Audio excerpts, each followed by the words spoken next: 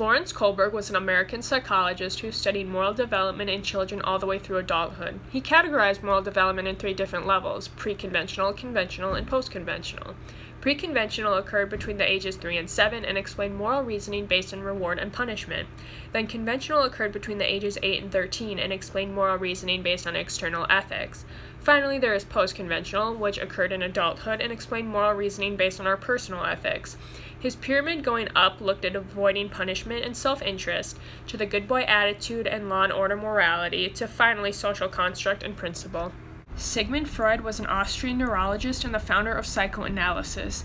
I will be looking at his psychodynamic learning theory, which explains the conflict between our biological aggression and pleasure-seeking desires versus our initial control over those drives. This is also known as a person's guiding principle or their guiding compass, and it helps people in situations of which we are unsure of how to act. It also looks into why people will choose favorable outcomes versus unfavorable ones. Next, there is B.F. Skinner, who was an American psychologist, and I will be looking at his behavioral learning theory, which explains the effects of both positive and negative reinforcement and punishment.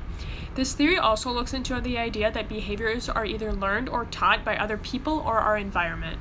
I will now be talking about America's most terrifying killers, or at least the ones that interest me, and how they relate to Lawrence Kohlberg's moral development theory, and also Sigmund Freud's psychodynamic theory, and B.F. Skinner's behavioral learning theory.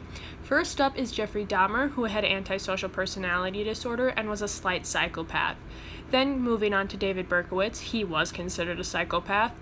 Then Ed Gein, he was considered a sexual psychopath. Going down to then Richard Ramirez, he had antisocial personality disorder. And then finally going over to John Wayne Gacy, he was considered a psychopath with antisocial personality disorder. So now we are going to finally talk about serial killers and how they relate to the theories. First up is Jeffrey Dahmer, who had a total of 15 victims after he started his killing spree in the summer of 1991, where he killed 1 person a week. At his trial, he pled insanity due to the nature of his disturbing and uncontrollable impulses.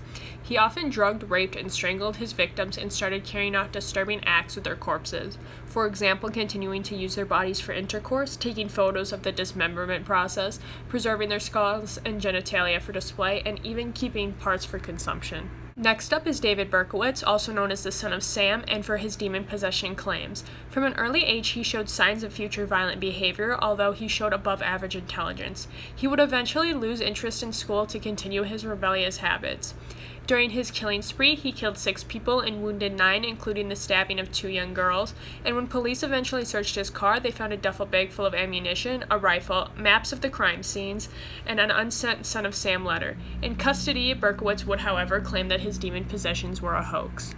Ed Gein, unlike anyone we've talked about so far, is not considered a serial killer. He only killed 2 people, and to be considered a serial killer, you must kill 3 or more.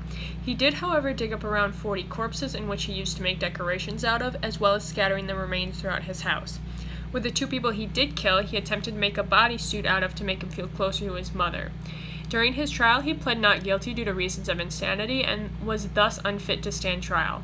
They did not send him to prison, however, but instead to the Central State Hospital for the criminally insane. Next up is Richard Ramirez. His first serious crime was the involvement and witnessing of his cousin's wife's murder done by his cousin.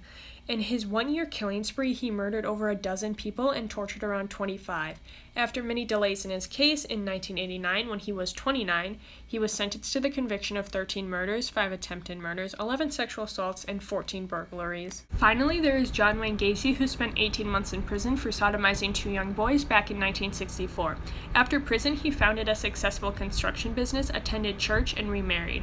During this time, he threw elaborate block parties and built a solid reputation with his community, which made him respected amongst friends, neighbors, and the police officers. Over the next few years, however, he would murder 33 people, 26 were found in his crawl space, and 3 other bodies were found in other areas beneath his home. Jeffrey Dahmer constantly traveled between Minnesota and Illinois to gay bars to obtain victims to use for his sexual and sadistic urges.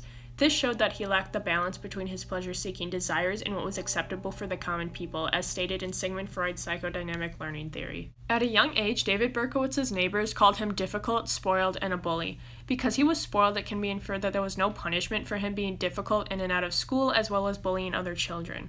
This probably made him feel invincible and is likely why he spent his time sending letters to the police and were so surprised when it took so long to catch him. This correlates to Freud's psychodynamic learning theory and how Berkowitz focused on his pleasure-seeking desires. Ed Gein had a very abusive mother, yet after her death he kept her house, keeping her room pristine while there was trash everywhere else. His 2 killings were created around his mother's image and figure, thus creating a skin suit to replicate her. This shows that although he had biological aggression towards his mother, he focused more on his pleasure-seeking desires, as shown in Sigmund Freud's psychodynamic learning theory. Richard Ramirez had an extremely abusive father, and this could have had a positive reinforcement effect on him, causing his father's beatings to enforce his later actions. He was also greatly influenced by his serial killer and rapist cousin, who constantly showed him pictures of his own crimes, which reinforced Richard's fascination with his cousin's crimes as well as his own.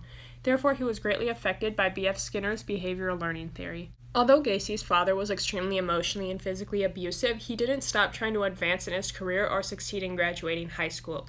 He differs from Skinner and Freud's theories because he had no type of negative or positive punishment or reinforcement documented that would serve as a distinct factor for his future behavior. He also didn't let his pleasure-seeking desires control how he acted with his wife and children or at his jobs. It is also believed that he accepted social norms because he was respected in his neighborhood and by the police.